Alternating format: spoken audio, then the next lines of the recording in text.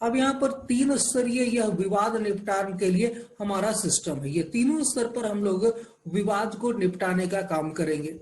अब ये तीनों स्तर पर हमारा काम होगा। अब आगे देखिए, the essential commodity amendment ordinance 2020, यहाँ पर जो एसेंशियल कमोडिटी अमेंडमेंट ऑर्डिनेंस है 2020 अलाउ द सेंट्रल गवर्नमेंट को अलाउ करती है regulate the supply of certain food items only under extraordinary circumstances such as war and famine etc. तो यहाँ पर जो आज के टाइम में एसेंशियल कमोडिटी एक्ट हमारा था, उसमें हम लोग विभिन्न चीजों के प्राइस को कंट्रोल करते थे, लेकिन अब ये है कि अब इसे कंप्लीटली रिमूव कर दिया गया है कि अब इसकी कोई जरूरत नहीं है। अब डायरेक्टली किसान तय कर पाएंगे कि उनके प्रोडक्ट का मूल्य क्या है। तो किसान के पास ये पावर आ गई कि उनके प्रोडक्ट का मूल्य क्या है, वह यह तय कर पाएंगे। हाँ, लेकिन कुछ स्थितियों में, जैसे युद्ध की स्थिति है या बहुत ज्यादा कीमत बढ़ गई है किसी चीज की, तो उस समय सरकार के पास यह अधिकार है कि इन जितने भी उत्पाद है उन सबके प्राइसेस को वो कंट्रोल कर सके। जैसे अभी प्याज की बढ़ती हुई कीमतों को देखते हुए तुरंत सरकार ने निर्यात के ऊपर रोक लगा दी है। जितने भी हमें निर्यात हो रहे थे हमारे, वो सब के रोक लगा दी गई है। अभी बांग्लादेश भेजा जा रहा था प्याज हमारे यहाँ से पूरा का पूरा बांग्लादेश बड़ी मात्रा में प्याज जाता है। अब ये जब रोक लगाई गई अचानक, तो जो ट्रक निकल चुके थे ऑलरेडी नासिक की मंडियों से बांग्लादेश के लिए, अब उनके साथ क्या हुआ कि वो वेस्ट बंगाल जैसे पहुंचे थे वैसे यह आदेश आ गया कि निर्यात अब नहीं कर सकते। नतीजा, उन्होंने वेस्ट बंगाल में उन ट्रकों में उन प्याजों को बिल्कुल कम कीमत पर बेच दिया। तो जम के यहाँ पर वेस्ट बंगाल के लोगों की एक प्रकार से कह लीजिए चांदी हो गई कि भाई सस्ता प्याज उनको खाने को मिला जम के, जबकि कीमतें काफी ज्यादा बढ़ रही है। दिल्ली में अभी 40 रुपए के आसपास से ऊपर हो गया है। चलिए अब देखते हैं। अब ये प्याज बाकी चीजें हैं, याद रखिएगा। यहाँ पर कुछ और भी चीजें हैं जो मैं बतलाऊंगा ऑफ द रिकॉर्ड की यहाँ पर होता क्या है, क्योंकि ऑन द रिकॉर्ड नहीं बोली जा सकती वो चीजें, उनके पीछे का क्या सिस्टम है। अब यहाँ पर नेक्स्ट आ जाइए। Stock limits may be imposed on agricultural produce only if there is a steep price rise. जो स्टॉक की लिमिट है, खाद्य भंडारण की जो लिमिट है, वो तभी लगाई जा पाएगी जब अत्यधिक वहां पर कीमत वृद्धि हो रही है, मूल्य में वृद्धि काफी ज्यादा हो रही है, तभी लगाई जा पाएगी। अदरवाइज स्टॉक की लिमिट की कोई जरूरत नहीं होगी। Three ordinance aim to increase the availability of buyers of farmers produced by allowing them to trade freely without any license or stock limit। अब यहाँ पर किसानों को हम पूरी तरह से स्टॉक की लिमिट के बिना और साथ में बिना लाइसेंस के उनको ट्रेड करने की परमिशन दे रहे हैं। कोई लाइसेंस किसानों को जरूरत नहीं है, उत्पादन कीजिए, बेचिए, ना आपको कोई लाइसेंस की जरूरत है, ना कोई स्टॉक लिमिट है कि आप इतना तक ही स्टॉक रख सकते हैं, जितना रखना है रखिए। अब किसानों का जो अधिकार है वह अपने उत्पादन पर स्वयं सिद्ध हो गया है। तो किसान का उत्पादन अपना, चूंकि किसान का खुद का अगर नुकसान हो गया तो नुकसान की पूरी जिम्मेदारी किसान की होती है। तो नुकसान की जब पूरी जिम्मेदारी किसान की है, तो निश्चित तौर पर लाभ में उनकी योग्यता या हिस्सा भी होना ही चाहिए। तो यहाँ पर अब सीधा सा है, यह सारी चीजें किसानों के पास आ पहुंच चुकी हैं। धीरे धीरे ये सिस्टम में 10 साल लग जाएगा इसके ग्रोथ में, लेकिन यहाँ पर एक चीज होगा, वो बहुत जल्द होगा कि किसान जो अपने अपने ग्राम में ग्राम समितियां बना के रखे हैं, उन ग्राम समितियों के माध्यम से जब ट्रेड करने के लिए जाएंगे, तब यहाँ पर उनको जबरदस्त फायदा होने की उम्मीद होगी और संभावना होगी। क्यों? क्योंकि वो पहला तो बार्गेनिंग पावर उनका बढ़ जाएगा। जो भी यहाँ पर हमारे बिजनेसमैन आ रहे हैं लेने के लिए, यहाँ पर याद रखिएगा, अब ये जो मार्केट कमेटियां थी केवल अब वो वही खरीद पाती थी, लेकिन अब ये परमिशन सीधे तौर पर मिल गया किसानों को कि जैसे रिलायंस फ्रेश इत्यादि डिफरेंट अलग अलग शॉपिंग चेन है, वह बड़े आसानी से किसानों से डायरेक्टली खरीद पाएंगी, जो कि अभी तक पॉसिबल नहीं होता था।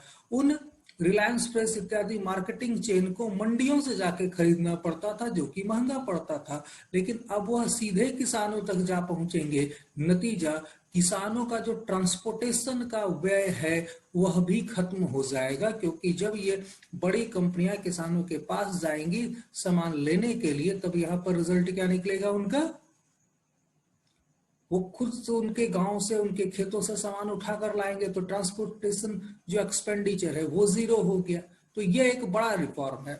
Stock limits may be imposed on agriculture produced if, कोई अगर यहाँ पर स्टीप प्राइस राइजेस है तभी ये लगाया जा सकेगा।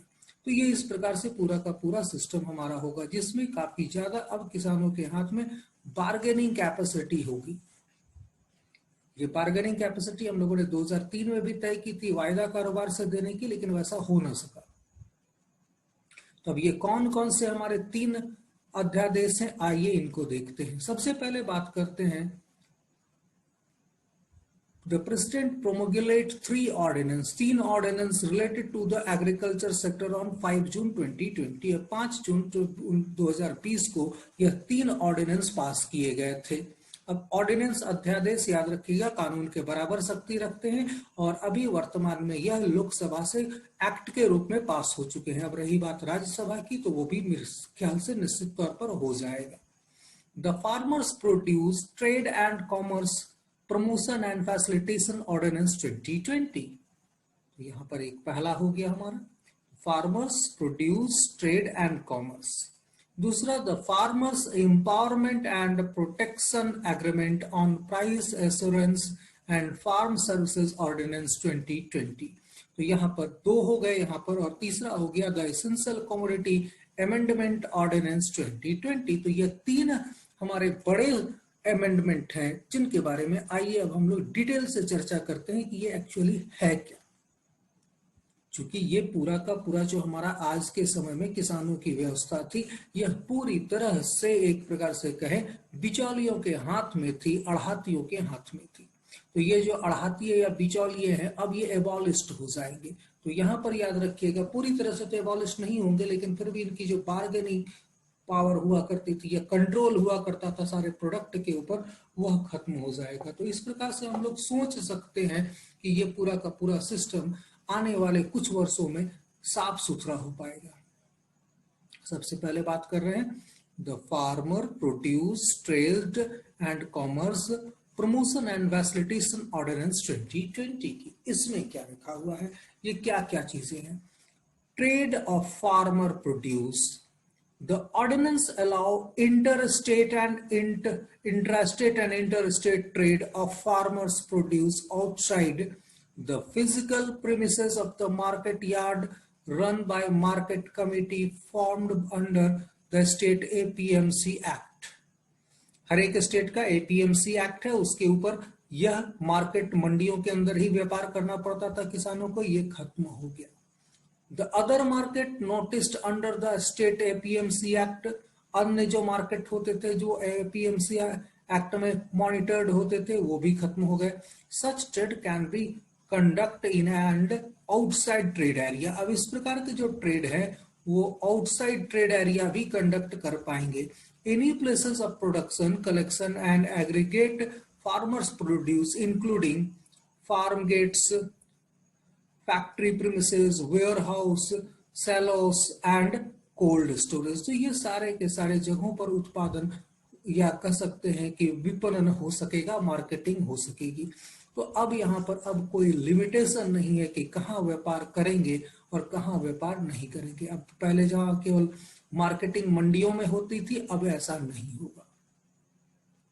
अब यहाँ पर देखेंगे जो पूरे के पूरे हमारे डिफरेंट अलग अलग मंडियां थी या फिर APMC एक्ट के द्वारा ऐसे बाजार थे, उन सब को अब हटा दिया गया है। अब उन सब के जगह पर आप कहीं भी इसे हम लोग ट्रेड कर सकते हैं। अब यहाँ पर देखिए, यहाँ इलेक्ट्रॉनिक ट्रेडिंग को भी आधार बनाया गया है, इलेक्ट्रॉनिक ट्रेडिंग भी पॉसिबल है। The ordinance permit the electronic trading of scheduled farmers produced agriculture product regulated under state APMC Act in the specified area। यहाँ पर अब जो ट्रेड हो पाएगा वो इलेक्ट्रॉनिक ट्रेड भी हो पाएगा, यानी कि वो घर बैठे अपने इंटरनेट के जरिए अपने प्रोडक्ट को बेच पाएंगे।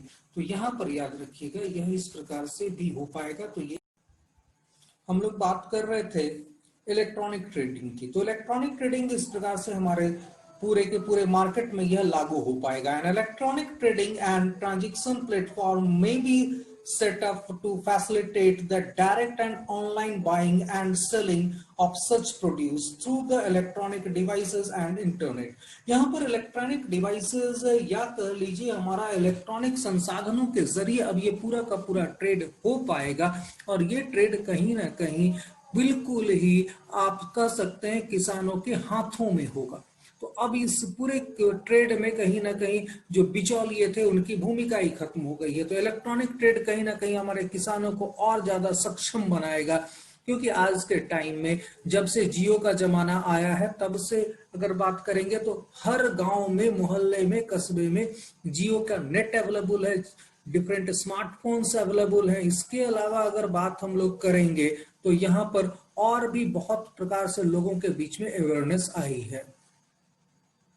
चलो शुरुआत करते हैं।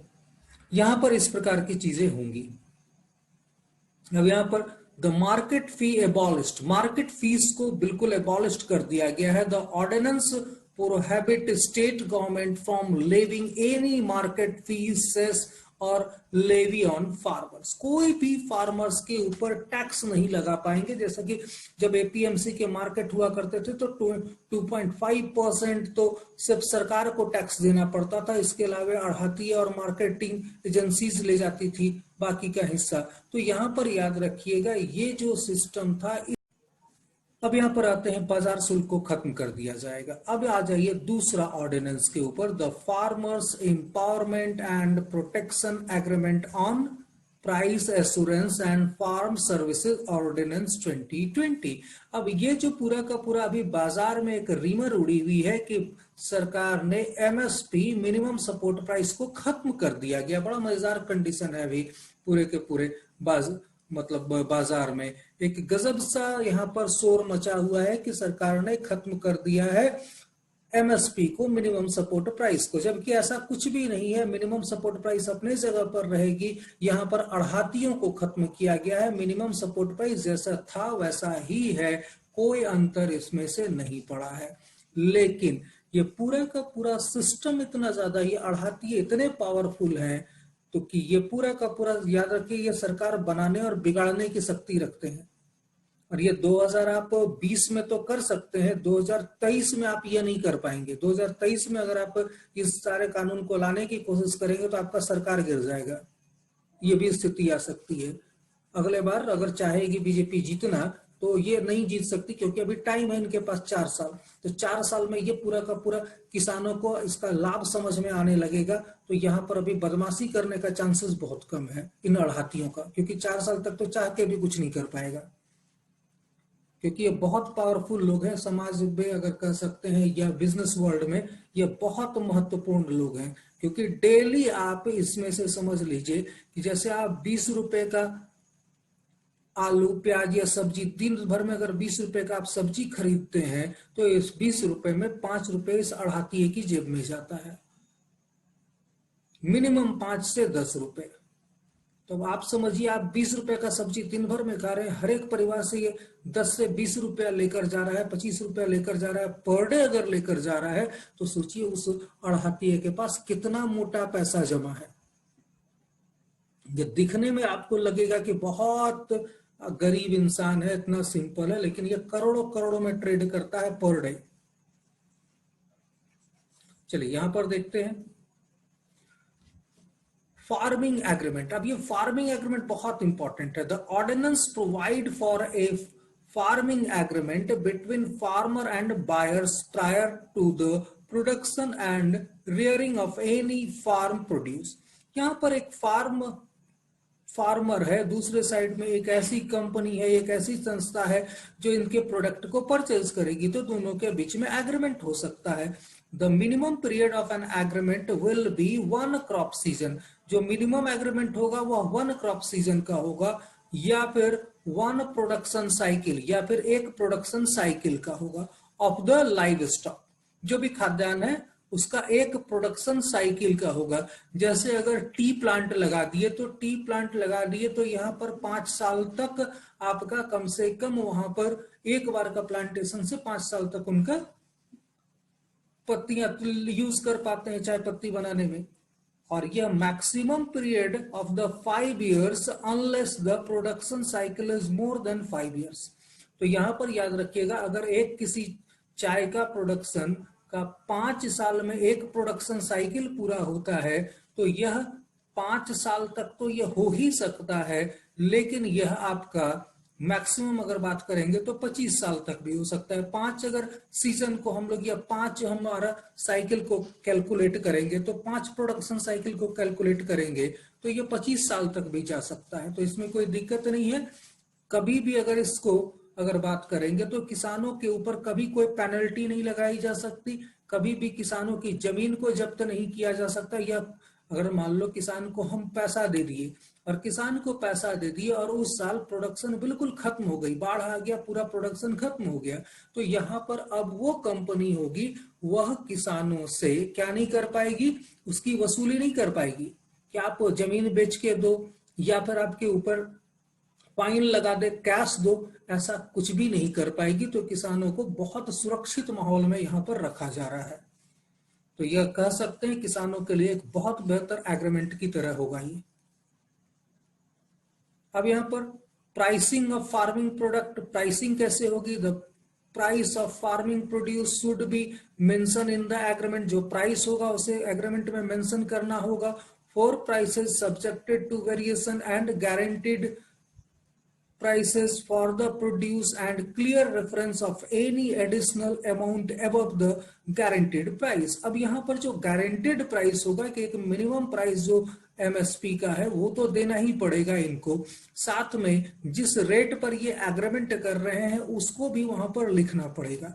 और अगर मान लीजिए यहाँ पर कीमतों में किसी भी प्रकार की भिन्नता या डिफरेंसेस आते हैं तो उनको भी बताना पड़ेगा कि किस कंडीशन में ये आएंगे। तो ये सारे चीजों को स्पष्ट करना पड़ेगा और गारंटी वैल्यू की यहाँ पर उसे भी यहाँ पर इंक्लूड करना पड़ेगा। तो ये सारी चीजें होंगी किसानों के हक में। तो किसानों के लिए कह सकते हैं कि यह एक बेहतर व्यवस्था होगी। अब यहाँ पर आइए डिस्प्यूट सेटलमेंट सिस्टम, जिसके बारे में हम लोग चर्चा कर रहे थे। Farming agreement must provide for cancellation board as well as the cancellation process of the settlement of dispute. यहाँ पर एक बोर्ड होगा जो इन सारे प्रकार के विवादों की देखभाल करेगा। The board should have fair and balance representation of parties of the agreement. इस बोर्ड में सबसे पहली चीज है कि फेयर होगा और बैलेंस रिप्रेजेंटेशन होगा डिफरेंट अलग अलग पार्टीज का, जिसमें किसान भी होंगे और व्यापारी भी होगा। तो दोनों के बीच में एक बैलेंस यहाँ पर एग्रीमेंट होगा ताकि दोनों के दोनों इस डिस्प्यूट सेटलमेंट में हिस्सेदारी अपनी बना सके। वहीं पर at first all dispute must refer to the board of resolution. सबसे पहले सारे विवाद कहां भेजे जाएंगे? बोर्ड ऑफ रेजोल्यूशन के पास। If the dispute remains unsolved, अगर डिस्प्यूट सॉल्व नहीं हो पाता है by the board after 30 days, board के द्वारा 30 दिनों तक, parties may approach the sub divisional magistrate. अब पार्टी कहां जा सकेगी? सब डिविजनल मजिस्ट्रेट के पास जा सकेगी फॉर रेजोल्यूशन। पार्टी